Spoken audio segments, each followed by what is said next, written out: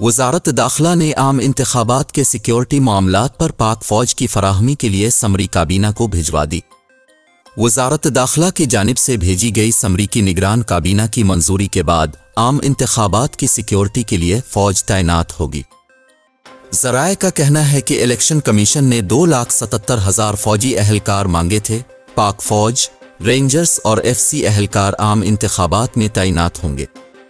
वाज़ेह रहे कि मुल्क में आम इंतखाबात का इनेकाद 8 फरवरी को होना है, जिसके लिए तैयारियां हतमी मराहिल में दाखिल हो चुकी हैं।